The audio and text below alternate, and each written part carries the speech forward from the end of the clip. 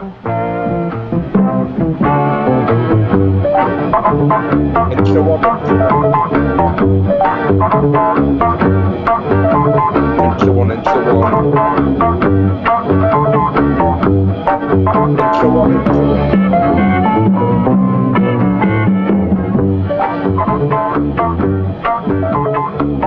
I'm doing well. Although I can't get over the fact that we try to sabotage. We've talked about like we need to do a better job introducing ourselves, but the other two people always sabotage the first person. Like so as if true. it's like, you fucking idiot. Did you just try to introduce yourself, you clown? Like, well, it's just so unnatural. I mean, how often do you introduce yourself to someone that you've known for 6 years? This is purely for someone else's benefit. Hey guys, I'm Jake. Yeah, I fucking know. Yeah. Okay. Well. Okay. No. Top of the episode, we tried the introduction. We can also try to say that we're Žižek and so on. We have Patreon. We have social media. You know the drill. You know the speech. We would love to encourage everyone to join us on Patreon. We have a great Discord group and a bunch of episodes. And hello. Yeah. Keep listening. Keep discording. Welcome back. Okay, well, today we're talking event. We're talking about the concept event through Žižek's, 2014 book? 2014. What a time. What a time to be alive. 2014. It's both the concept of the event and as you're referring to the book event with the subtitle, I believe, Philosophical Journey Through, what is it? A concept. And I think that actually the concept of an event is both kind of draws us to the kind of interesting joining that Žižek sees in the idea of an event, because it's also simultaneously a concept, if that makes any sense. Well, because I think it's about elaborating the idea as to whether or not there's a concept of the event separate. Yeah, the event is the kind of simultaneous joining of like the symbolic and the kind of material, the kind of real, political, historical occurrence happening for Žižek with its concept. Yeah. Well, because the concept, this is the kind of Žižek's turn of kind of rendering, like inverting the kind of Marxist notion of historical process, like back towards Hegel, imagining the event not only as a kind of like unfolding in the quote unquote real world, but also as a concept, as a break in the symbolic order, the reordering of the symbolic order. Okay, I see. Right. I see. So maybe we should then start by trying to have a sort of preliminary definition of how Žižek understands an event. Anyone want to hazard a description of that? Well, at first blush, it's ambiguous, right? Because when we think of event, we can equally think of, a natural disaster or a coup or getting dumped or, like the release of a great album or a political event. There are things that seem quite, divergent and disparate, but there's something that kind of unite is the wrong word.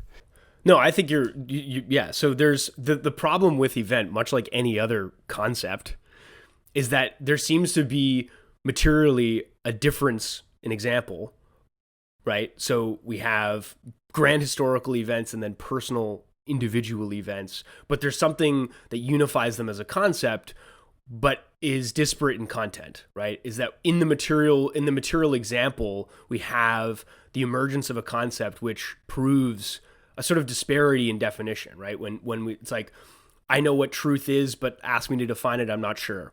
Tell me what an event is. Well, being dumped is just the same as 9/11. How could there be a metric for understanding the application of a concept in its material, in its material? And I think that's where we can even found the conversation, is that in event, as Žižek understands it, there's a relationship between the universal and the particular.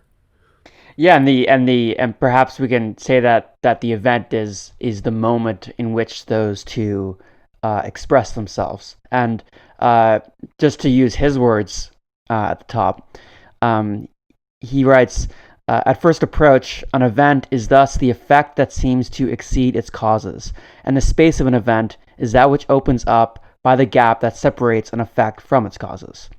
So there's something that doesn't quite match between like the before and after the event, because an event is the redefining of the space in which we understand ourselves, the world, a given phenomenon, etc. Yeah. And that before and after is both like one of comprehension, so like, but also temporal too, right? Is there's like, we understand before and after an event, but also I think like an event sort of implicates a new temporal framework, right? Like how is it that there's a before and after, there's always new befores and new afters, and it's always in accordance with the kind of event. And that's like understanding the world post 9/11, pre 9/11. And then there's a before and after COVID, and et cetera, et cetera. Before I dated this person to after I dated. The shift from the not yet to the always already, he puts it later in the book. Brilliant. So and he goes on to say there's always a gap between formal and material change. Things gradually change at the material level, and this change is subterranean, like a secret spreading of a deadly infection. When the struggle erupts into the open, the mole has already finished its work, and the battle is de facto over. Which, of course, reminds one of COVID, like you just said, Jake. And it also that quote also made me think of the point that we were making in a previous episode about how before 9/11. There were these films that depicted the events, quite closely, sort of represented a kind of like phantasmatic sort of like precursor to the event itself. Yeah.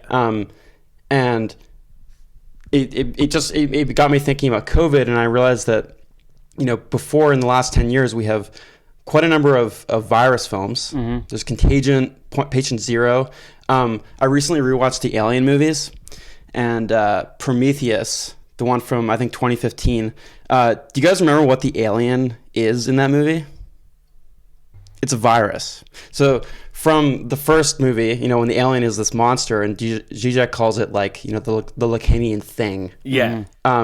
It changes into a plague that infects planets. The sort of like becoming virus of the alien, I think, is really interesting, and it's indicative of this kind of like precursor fantasy, or this sort of like telegraphing. How would you phrase that? I think maybe like I think what like in comparison to the 9/11 and the films in the 90s, they only seem like precursors after the event, right? Exactly, like otherwise they're just films that came out, and there's no linear. There's also one more thing. There's a video game. Do you remember? It's called Plague Inc. that came out in 2012. It's like where you infect the world with a virus. So it's just all these things, sort of like seeds that, after the fact that you were just saying, Peter, retroactively create the seeming like the prophetic nature of exactly. Yeah.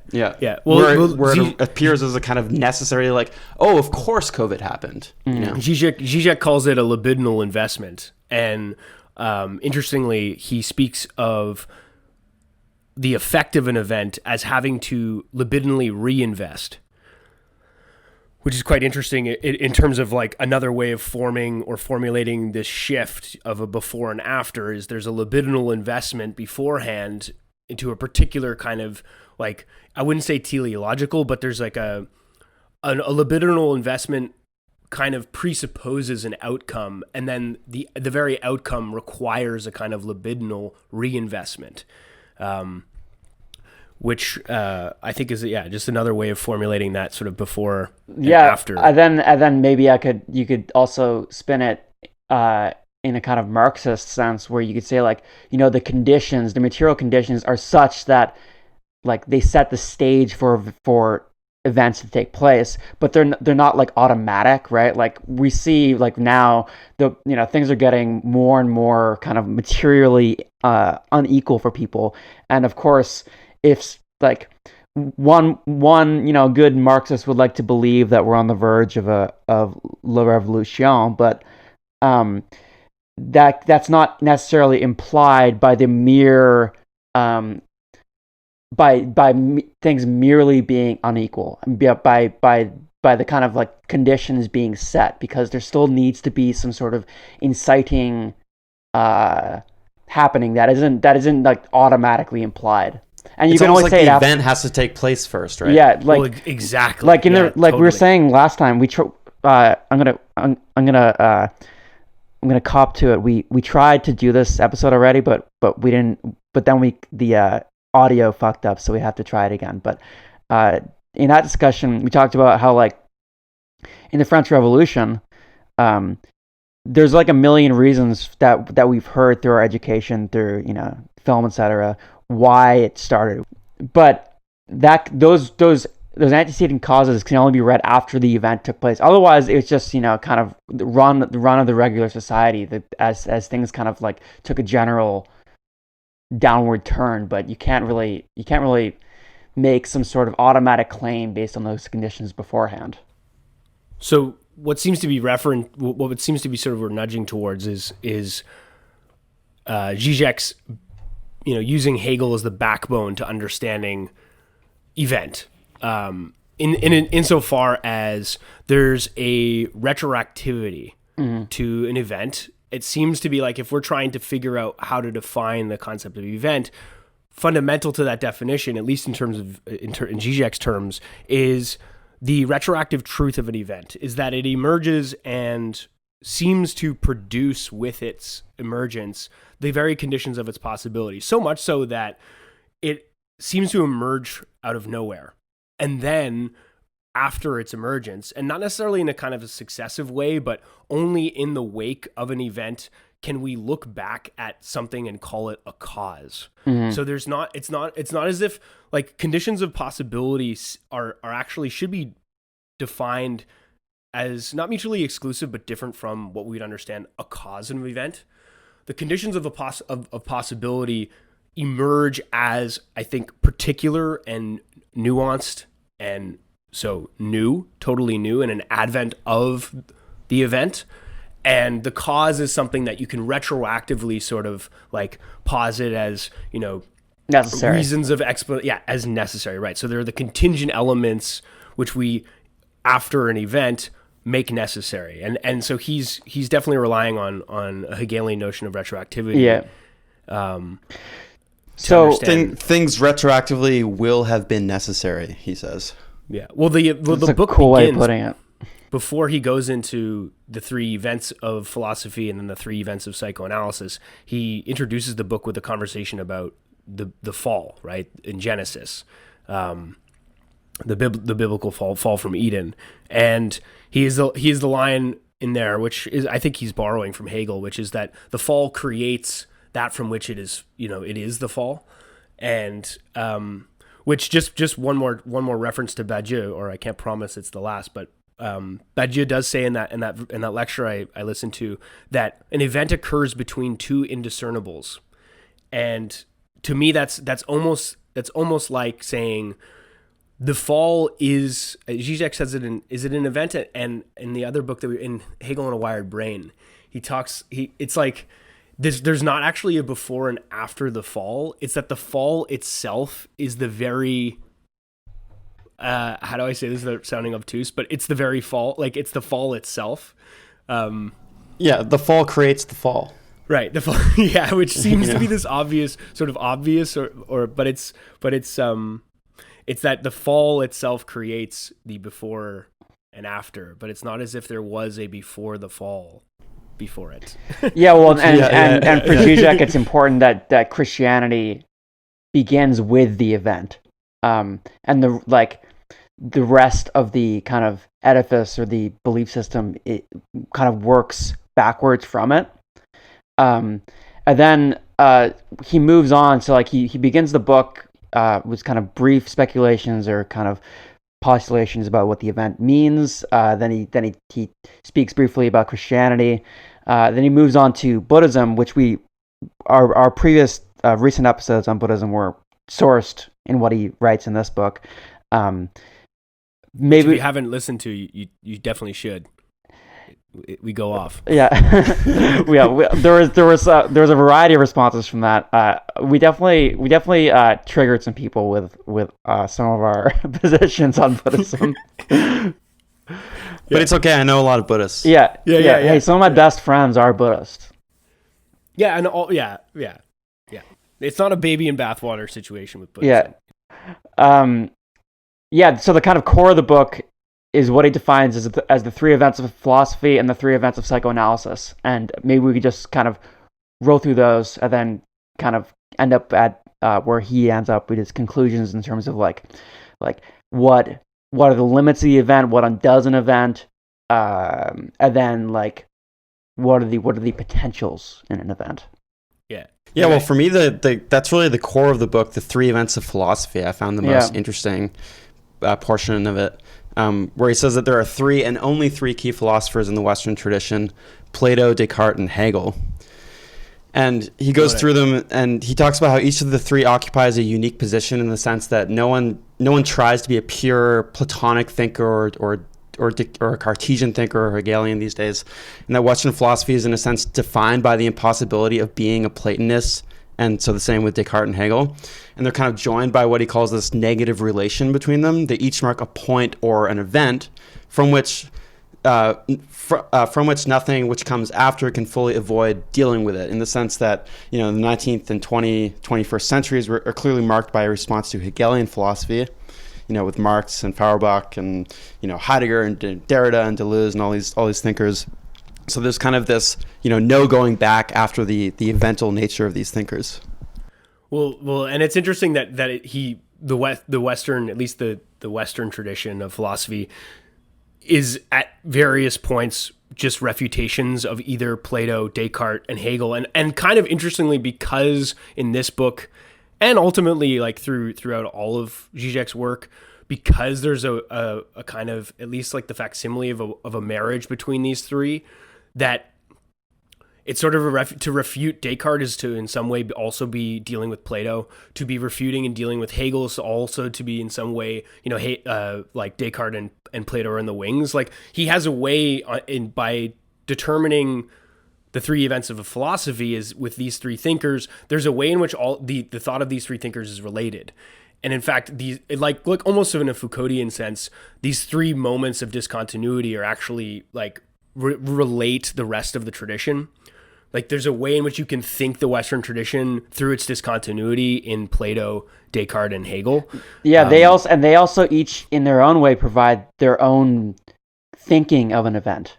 So they're not only like events in philosophy, but they kind of each provide us with a kind of description of an event. That's it. Yeah, that's it. Mm-hmm. That's it. Which I think, Pete, goes back to your like about the title, right? This kind of like both the event, like an event proper, and then the concept of an event is we, through the book's structure, we have the three events of philosophy, but also those three events are ways of thinking about event, conceptualizing event. It's pretty cool the way he did that there. Damn right. Yeah, nifty little move. Okay, so with Plato, Žižek says that the event is the shattering encounter of an idea. Maybe we can think through that. Yeah, I mean, like, so Žižek kind of describes Plato's influence in the thinking of an event as obviously his philosophy of the idea, but also in terms of love as well. Mm-hmm. Well, everyone knows Plato as the, or at least he's sort of known, I think, on surface level as the pure metaphysician, as the thinker who with Socrates furnished the idea, or rather the realm of forms, right? Yeah, and it's interesting that it occurs to me in that description of Plato, there almost can't be an event, right? Because they're eternal. The ideas are eternal. They can't be temporal in the way that an event by necessity is. Exactly. So the realm of forms or ideas, capital I ideas, from the form of a table or chair all the way to the idea of justice and truth and beauty.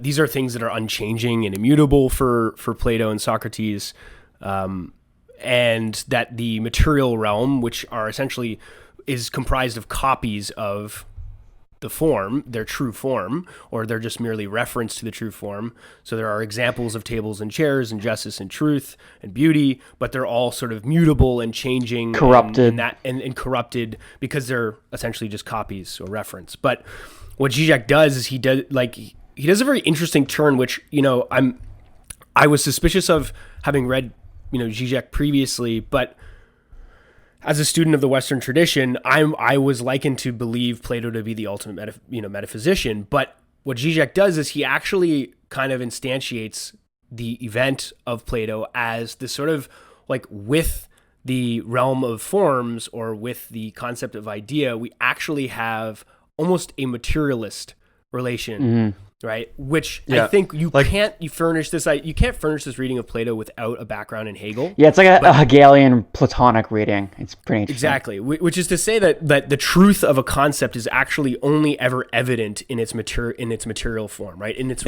appearance, in its appearances, right? So in like against, or what I should say is that we have the virtual realm of concepts and ideas, and then we have the realm of appearances, right? And for Plato, the virtual realm is the one of truth and it's immutable, whereas the realm of appearances is the mutable and corrupt. But there are moments when the virtual erupts into the realm of appearances, right? And Plato describes such an event as, in an example of love. Or when Socrates, for example, is struck by an event, he almost goes into this, what does he describe it? Like a kind of mental episode of some sort. Yeah, he is like an epileptic fit, basically. Yeah. Right? He's like overwhelmed, arrested by this rupture of the concept. But yeah, love is predominantly the example for Žižek with Plato. So, but before we get to love, I just the moment with Socrates I find really interesting, because the way that Žižek describes it, he says it's an event par excellence, in the sense that it's a sudden traumatic encounter with another supersensible dimension. But crucially, that that dimension is in the form of an appearance. It's not like a hidden reality behind the appearances. It's a resultant out of the appearances as such. Mm-hmm.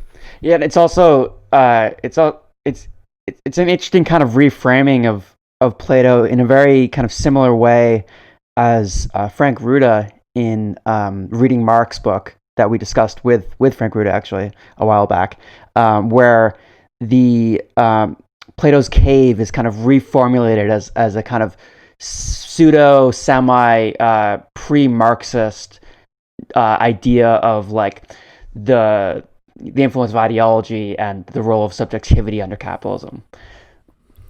Well, yeah, totally. And it seems that with the example of Socrates being struck by an idea, we have the Kantian transcendental problem of not being able to access the thing in itself, right? Is that we there's this, it's super sensible, right? There's this feeling that there is a realm outside of the material, but it is not accessible to us. But with Plato's example of Socrates and also of love, furthermore of love, there's this feeling that the access is it's not necessarily that it's inaccessible to us, but it's that it erupts. Yeah, and the access, the traumatic encounter with it is the access to it. Exactly. Yeah. And that's the only way that the transcendental problematic is sort of bridged, right, through the material. In its for the most part, traumatic eruption. So love is a great example of this, right? Yeah, and like obviously Žižek's description of love is not Plato's description, but there's definitely a reference to it, and I'm sure many people will be familiar with Žižek's description of the kind of event of love, the falling into and out of love, as a kind of complete, as an event for a subject, right? Like before one comes across the person that they love, their life is one way, and then they fall, they stumble, they somehow find themselves in love, and it completely radically like realters or like readjusts their life in relation to it. Yeah. The terminology is important here, that it's in reference to the fall from Eden, right? It's this, that you fall into love and that you can fall out of it, I guess, is also implied, but that there's a radically contingent event that then assumes a certain kind of necessity. Is that Žižek says, not only do you then think of your past as sort of always already leading up to that radically contingent moment now necessary, but that like even after the fall of love, you start to sort of eschew all your moral obligations, your filial obligations, you care less about your job, your material well-being. It's like it totally fucking it infects you, right? It's infectious, and it then has a way of restructuring it. Like it then functions as a kind of quilting point, right, where everything before it is now seen in the light of it, and everything after it is seen in the light of it. It sort of robs you, right? And in that retroactive sense, it creates the narrative leading up to it as necessary, right? Or it creates a narrative in the first place that these events. Every event in my life led up to this moment. And of course, it can only be that way after the event of love. Every chance encounter you have with that person before you knew them well becomes like steps towards the eventual event. It's funny because I feel like that begs the question, like, when people ask, like, how do you know if you're in love? It's like, well, I guess you do just know. That's the standard. It's standard. I kind of feel it whenever I've described like the difference between like hurting yourself a lot versus like breaking something. Like like when you break your arm, you didn't just like bruise your bone. You know that you broke your arm, and there's no way to really describe the feeling. Well, just before we move on, I think it's interesting that with the concept of love, you can also begin to understand that just because one event happened doesn't mean other events cannot. There doesn't seem to be in Žižek's conversation a kind of like the event.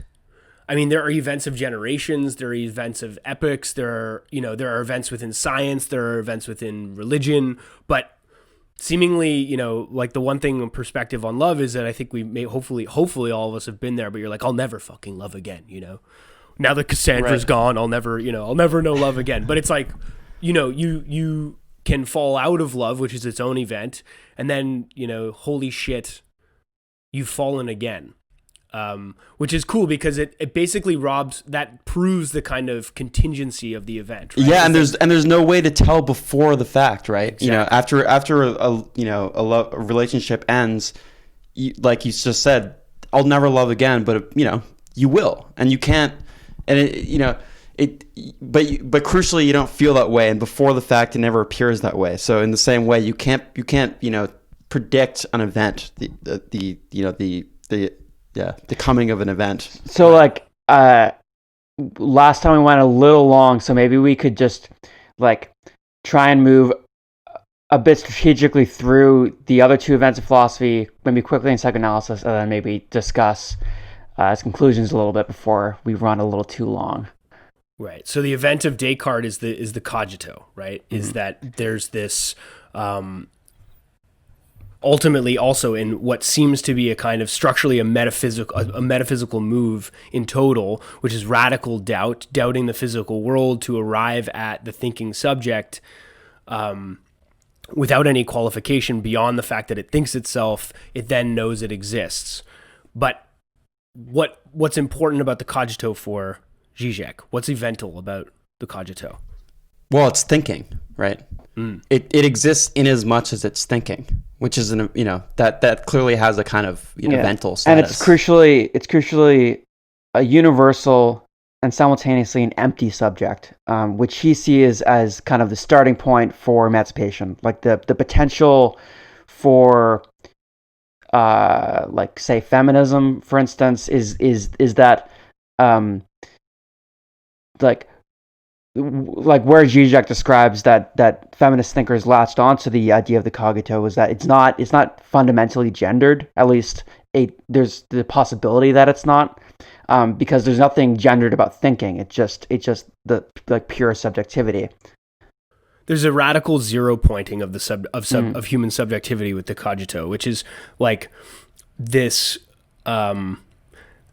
It's a negative definition of human subjectivity, right? Yeah. It's stripping away everything but the fact that it thinks. And I think that radical negativity is something that gets taken up with, as the night of the world, right? Is the concept. I think that's originally a religious concept, but it's one that's applied to Descartes' cogito that then informs Hegel and the third event in philosophy. The third event, yeah.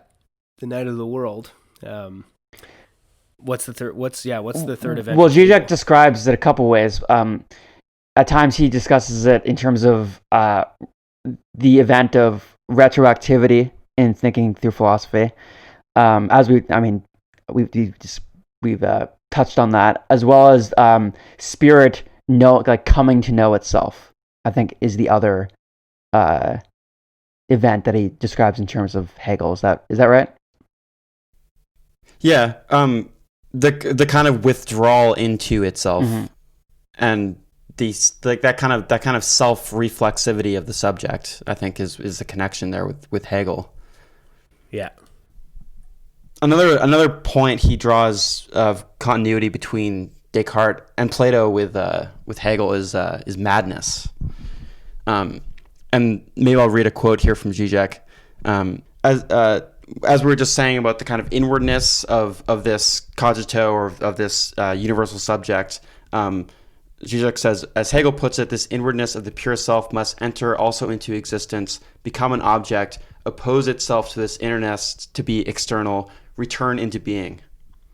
And I think you can kind of read that through what we were saying about Plato as well, is like Plato establishes like the kind of the order of the idea as a kind of like separation from just like pure immediate being. Descartes minimizes that, the category of the experience of the idea and the being to an empty universal category, and Hegel is here, making that category an object for itself, which opposes itself in its innerness to the external. Yeah, and you have to pass through, that. Yeah, exactly. It's sort of this quote unquote madness must be passed through in order to be engaged with the reality from which we're fundamentally disconnected, right? It's like with the cogito we get this sort of zero pointing, this self-withdrawal, which is the foundation of any engagement back into reality that must be passed through. Which I think signals a kind of this, like, the cogito signals a radical gap between what is understood as a kind of organic unity of immediate experience and reality and the subject. But because what you have before Descartes, you have like the great chain of being, right, and you have man's place in it. And that point that you're describing is also what is required. That space is what is required for an event to take place. Exactly. So the cogito is evental, like you said, Will, is that this kind of description of an experience of self-withdrawal that Descartes kind of proposes as almost a thought experiment. Žižek says, beyond it being a thought of experiment, this is actually the subjective experience. This is the sort of, it's the event, right? The cogito is the event of the subject, which I think, interestingly, now sort of transitioning into the three events of psychoanalysis, is that Lacan, picking up from Hegel and the Cartesian cogito, understands the subject not as like locating itself in the gap between, organic, immediate reality and the experience of it and the subject. Like the subject doesn't sort of locate itself in that gap. It is that gap. So there you like the sort of the furnished dualism by Plato of the realm of ideas, and then the sort of the mutable realm of being and appearances, we have in that gap, as that gap, the Lacanian subject. And that is only through the sort of tradition of Descartes, the evental tradition of the cogito with Descartes, and then the retroactivity proposed by Hegel. And so the three events of psychoanalysis in this book, as through the three sort of dimensions of the symbolic, imaginary, and real of Lacan, I don't think he doesn't describe them as succinctly as he does the three events of philosophy. So for us to kind of try and break them down, I think like A is difficult. B, you have to kind of go into like a ton of Lacan, but but with the trifecta of the symbolic, the imaginary, and the real, there's the subject who participates in all of these dimensions. And the thing I think to think with Lacan through I think the tradition of the event is that there's something evental about the subject insofar as it participates in those three dimensions. It would seem that the event is in some way the simultaneous like combination of those three things. Well, that radical gap that is proposed by the cogito and Hegel's retroactivity is like essentially the necessary madness that the subject needs to, I think, make into its ego, right? That needs to perform this kind of madness in order to, embrace the symbolic order, its imaginary ego, and field any eruptions of the real. It's like what is the Žižek likes to harp on the Brecht quote, like what is the robbing of a bank compared to the founding of a new one? It's like, what is the madness of a subject compared to the madness of subjectivity itself? Exactly. Fucking beautiful. Yes. Yeah. Well, and Lacan refers to Freud, right? Is that Freud had this concept of the rational world as actually being that of madness, and the rational world only emerges as a kind of defense against, or like the original madness of itself, right? And like towards that, what you were just saying, Jake, like, reason is from a certain point of view a kind of like inculcation against madness, and yet is also a form of pure madness itself. Exactly. Yeah.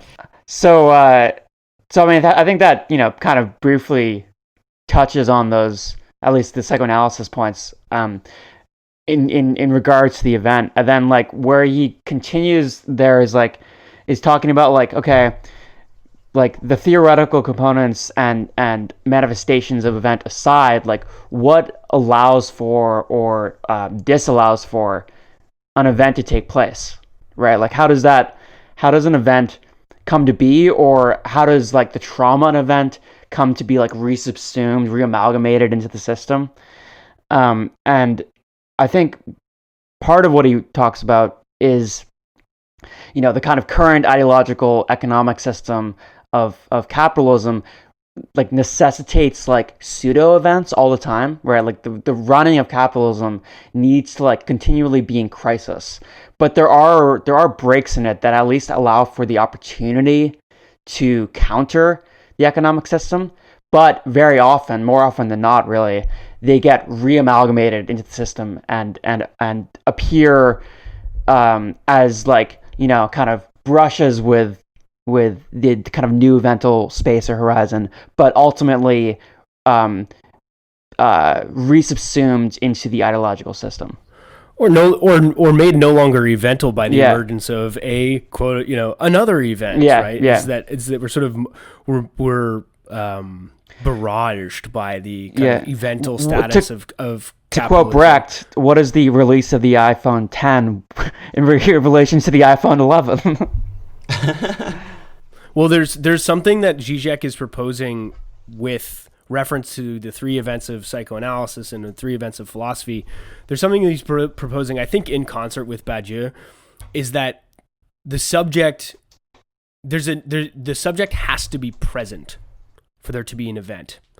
And we don't mean this in a sort of like tree falling in the woods type thing.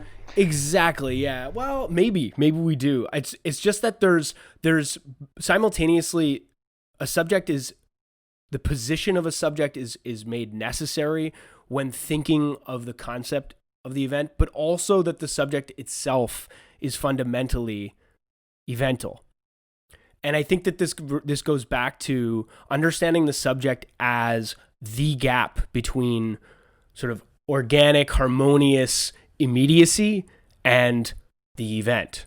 Right. So yeah. Is that So there's in regards to like what undoes or limits an event is the limitations of subjectivity, right? Like for example, ideological interpolation, like that kind of precludes an awareness of or a receptivity to an event.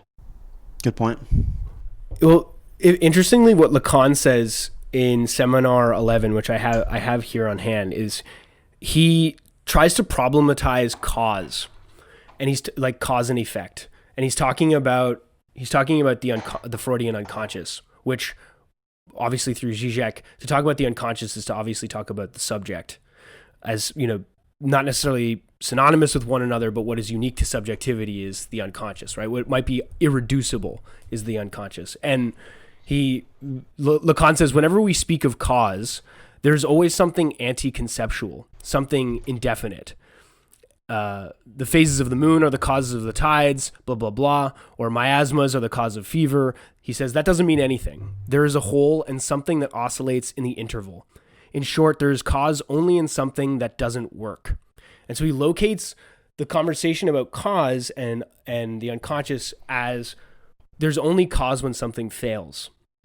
And when we talk about cause and effect in terms of the conversation about event, here Žižek's putting the Lacanian subject at that, I think, nexus between cause and effect, at the failure of something, right? Is that when an event happens, we actually don't exactly know what its effects are, right? Immediately.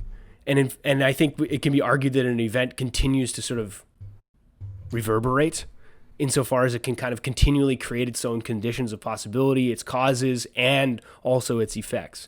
But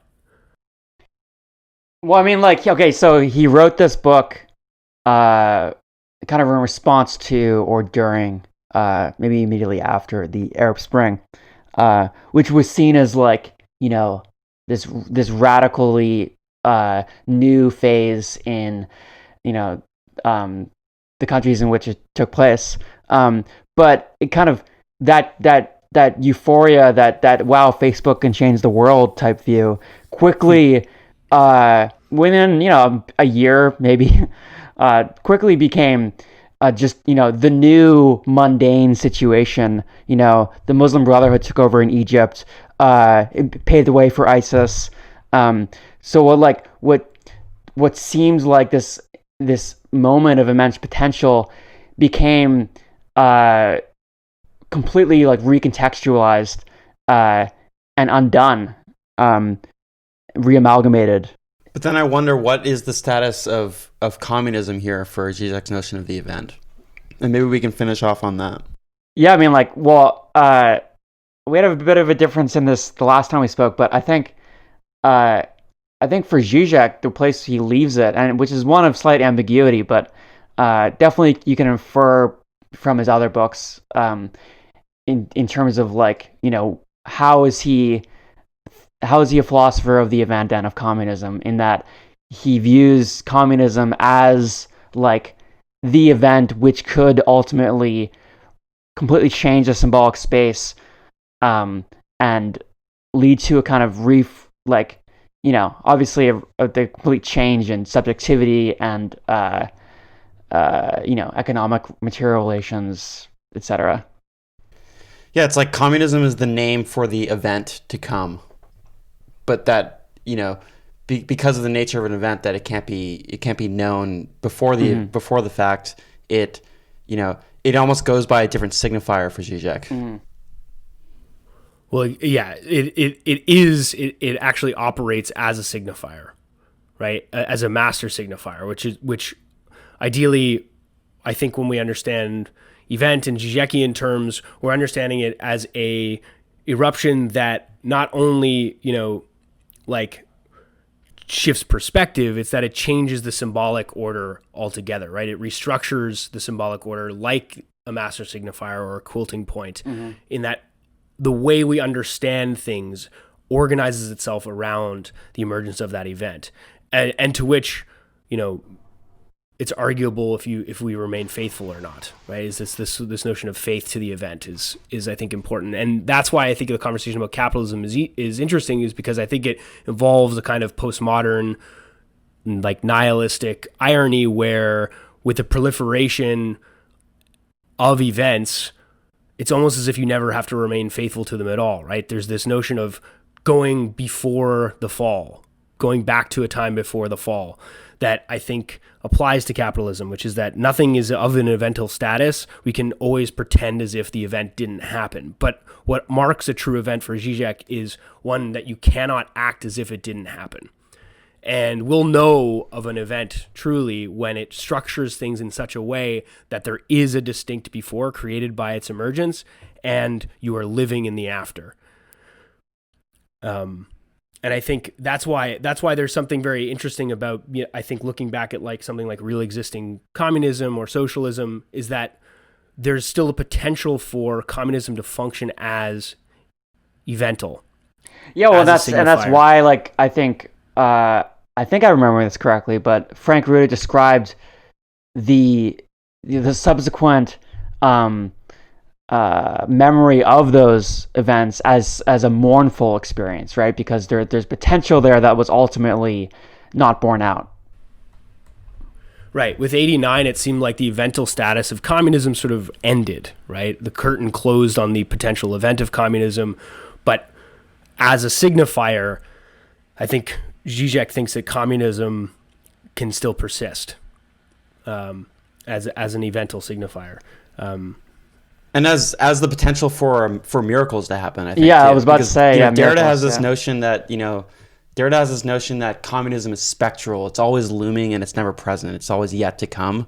But I think that's very different than what Žižek thinks of communism. And it's what you were just saying, Jake. It's like there's the not yet. It's not simply that it's looming and spectral and forever delayed, but rather that it's not yet. And I want to touch on the idea of a miracle again, because this is, I think, one of the more interesting things that Žižek says in regards to the event, is that in some way it is a miracle because you can't explain it because, like, due to its causes. Like, you can't like there's like that rupture. Like, I mean, there are things that have happened recently that like you could never have predicted, like that have the kind of realm or feeling of being miracles. Like, but that's what's that's not a moral thing. It's just like things that are so radically like unexpected that completely re-alter our experience of the world. But that's what's so interesting about the about at least Plato as an evental thinker and Lacan and Hegel, is that the realm of the event and of the idea and of the concept still remain elusive. They're not necessarily accessible. You can't participate directly and conjure up that realm. It's that it happens in ways that are unexpected, and then they seemingly like withdraw with the same kind of, like, I think, miraculous quality, is that an event occurs and you're always registering it too late, right? The effects of an event, it's like the Hegel's spirit, right? What does he say, that the wound of spirit? Well, yeah, it's a quote from the Wagner play. It's the wound Parsifal, is it. Yeah, Parsifal. The wound is itself the wound that it tries to heal. Is that what it is? Yeah, the wound. Something like that. Yeah, well, let's see. I've got it here. The spirit is itself the wound it tries to heal. The spirit is itself the wound it tries to heal. And I'm just going to go back and quote this Seminar 11. So Lacan says, for what the unconscious does is to show us the gap through which neurosis creates a harmony with the real, a real that may well not be determined. And he says, in this gap, something happens. Once this gap has been filled, is the neurosis cured? After all, the question remains open. But the neurosis becomes something else, sometimes a mere illness, a scar, as Freud said. The scar not of the neurosis, but of the unconscious. And there's this weird Lacan, like I find in this passage, a really weird Hegelian turn about like how the unconscious is evental, and so the subject is evental. And I think that like the emergence of spirit and the understanding, at least in Lacanian terms, the persistence of the unconscious as this sort of like always to come, not yet, but something that underlies, right? Is that the event is always there, and when it occurs in a slip of the tongue or in a, like in a parapraxis or in, you know what I mean? It seems like there's a really unique kind of connection between the unconscious and the event, insofar as we know that we don't know. Like, it's not like the event just happens and then there's a before and an after. It just sort of occurs, and same with the unconscious. That's a very nice point, Jake. Though he is somewhat ambiguous, both apparently, from what I've heard, Bidieu and Žižek himself are somewhat ambiguous in regards to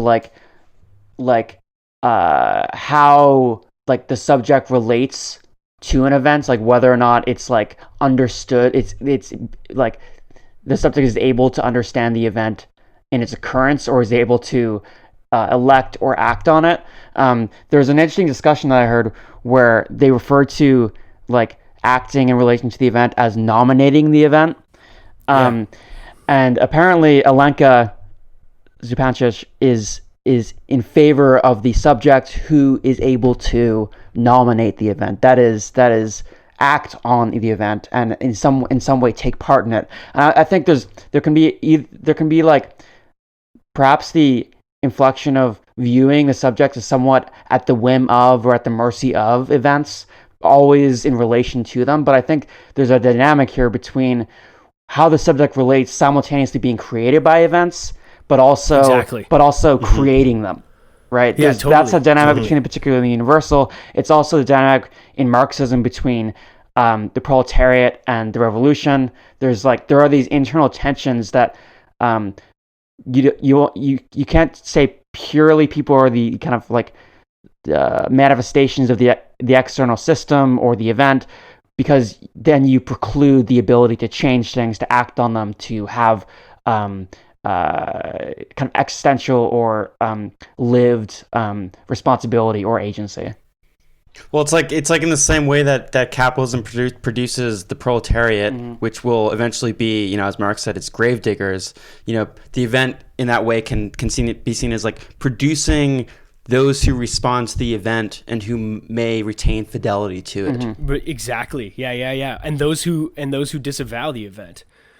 But there's seemingly no event without subject. That's the important. Exactly. That's the important point. It's like that the two happen on the same plane. Is that the event happens on the level of subjectivity? Because the event, or in the way that you were describing the unconscious, it's not like unconscious doesn't relate or act on the world around it, right? Like it's not a purely removed force that never, there's never a dynamic between the conscious world, the external world, and the interior world. That dynamic is the kind of microcosm of the entire Hegelian system, right? Yeah, well, and the unconscious is the language of the big other. I mean, are you kidding me? It's the extant. It's totally on the surface. Is that the subject is actually seemingly the extant of the event, right? It's both the inside and the outside of the events of the event. It performs the event. Like there's no such thing as I think the subject without event or event without subject. Despite them, they're not the same thing. But I think that's great, Jake, and I think maybe we can leave it there. Well, we should, but actually, just before we do, the communist point is really, it's important that Žižek, like as we've mentioned previously in many episodes, just because the event of communism is to come and communism for him functions as a sort of signifier, it's not as if we're not supposed to act. And this is where that tension between act and event takes place, is because Žižek does say in this book, like, we're destined to act always too late or too soon, right? But and so but in relation to an event, but that does not preclude the potency of action insofar as even if it is just a reaction or something premature, like he quotes Luxemburg, like the event is only the result of premature actions, right? Is you Right, have to right. the event emerges out of a kind of relationship of the impossible action, the Right, temporal, yeah. the impossibility, impossible temporality rather of the action of it being always too soon or too late. It's like that creates it instantiates the conditions of possibility for an event. Yeah, because it will always be too soon in the normal functioning of things. Yes. You know, Yeah. the normal functioning Yeah. of things will not allow for these, Yes. you know, spontaneous arousal of the event or arising of the event. It's, you know, in this way, you know, if we can think action with the event, it's acting too soon. It's out of context. It's before. And then the context shifts. Yeah. Yeah. Fuck yeah. Nice talking to you guys. Yes, let's shift right out of this context and talk to you guys again soon. Yeah. Talk soon. Talk soon, guys. Bye-bye. Bye. and so on and so on and so on and so on and so on.